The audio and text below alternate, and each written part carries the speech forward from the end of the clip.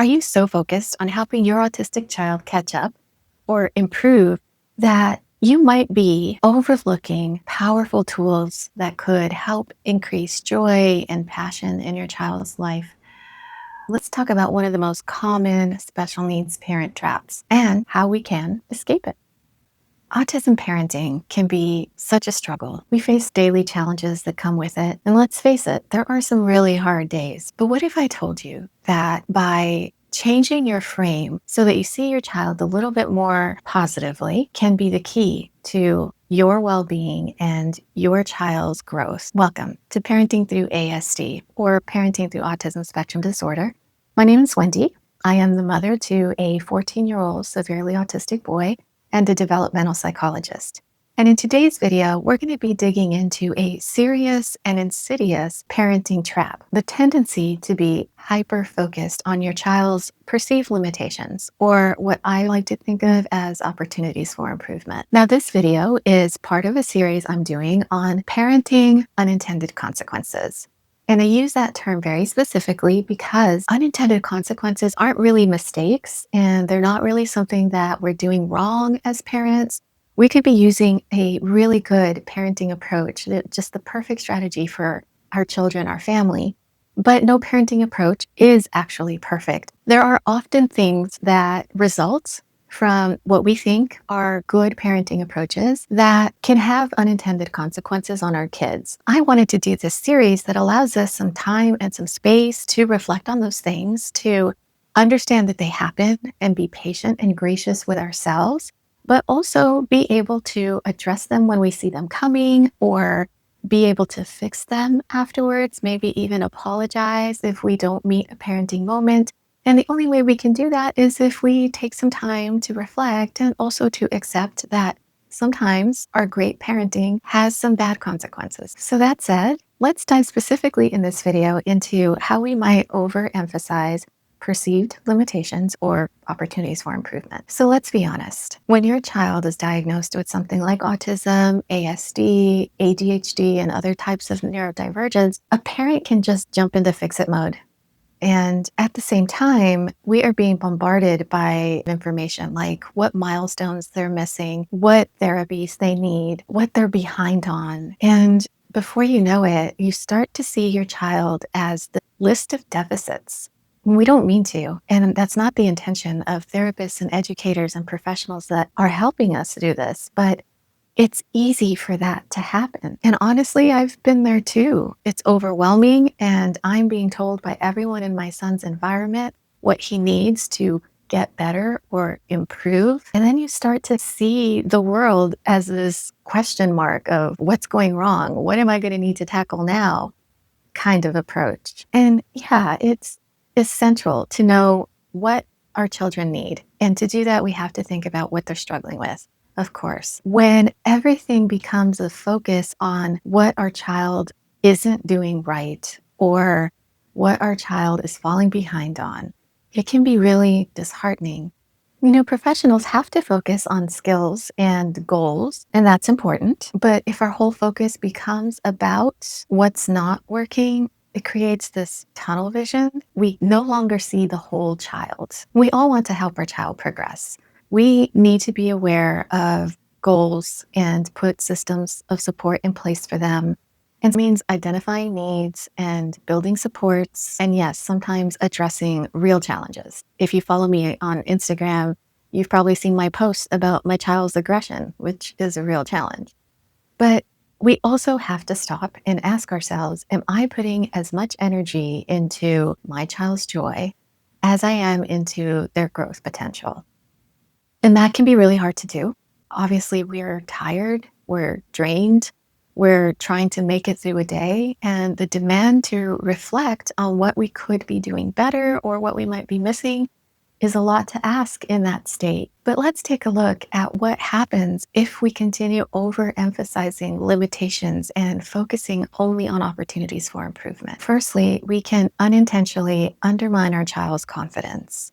We can miss opportunities for nurturing. We can start to believe that we're failing in some way, can project failure onto our kids, and we can also give them a cue that we don't believe in them because they need so much support. And here's the thing. When we're always focusing on our child's improvement opportunities, we create a home environment that is under pressure, stressed, and sort of becomes about goal attainment. Our child is only as good as the next goal he accomplished. My parenting is only as good as the next goal my child accomplishes. And if you think about it, that's a kind of performance pressure.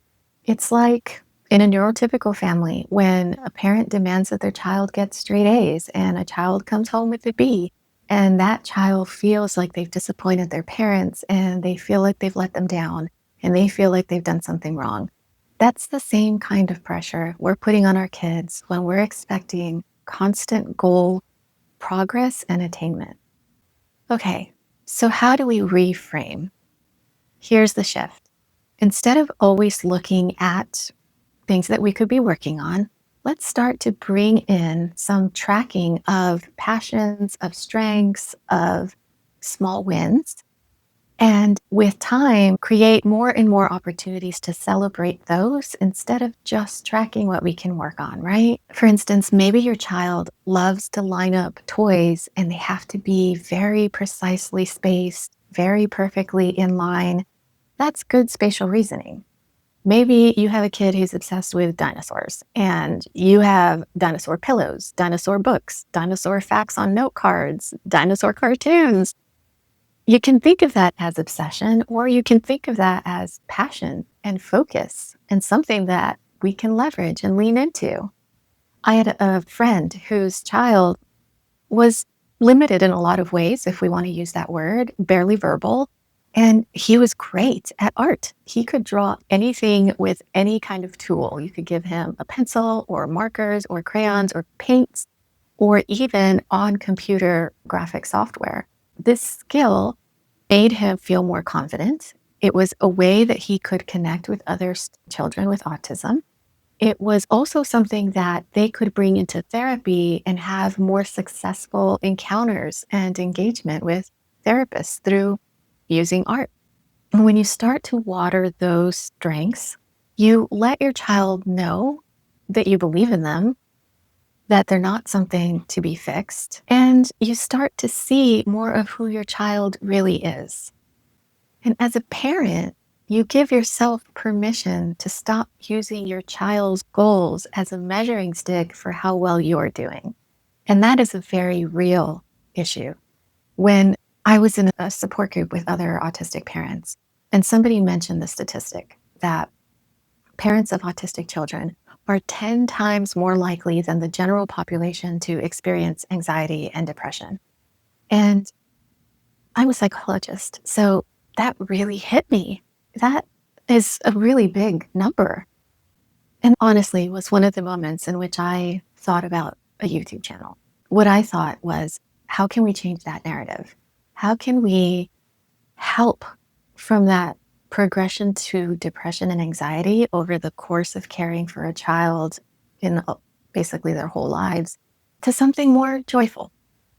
And in thinking about helping other parents, obviously I turned to myself and I realized that leading with my son's strengths every chance I had was the way for me to stay off that path toward depression. And I think after several months of practicing that, I see my son now as if he's been lit up by a light for the first time. And I can see his whole person. And I can enjoy so much more of who he is without feeling the constant pressure to make him better, which is such an unfair perspective to have and really inaccurate when we stop to really think about it. So if this resonated with you, if you want to have more discussions like this, please like below so that I know that this is something I should do more of.